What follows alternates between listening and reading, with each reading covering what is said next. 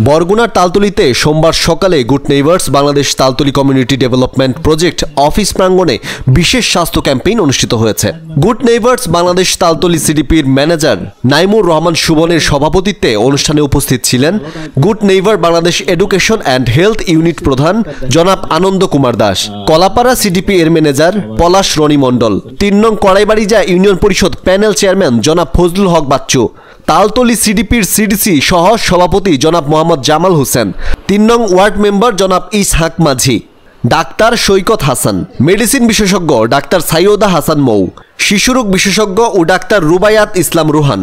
বিশেষ স্বাস্থ্য ক্যাম্পেইন এর মাধ্যমে ৩ জন বিশেষজ্ঞ ডাক্তার দ্বারা ১৯৩ জন রোগী চিকিৎসা সেবা গ্রহণ করেন। এছাড়া এই ক্যাম্পেইনের মাধ্যমে ২৫০ জনকে পুষ্টিকর খাবার ও ২৫০ জনকে স্বাস্থ্য উপকরণ বিতরণ করা হয়।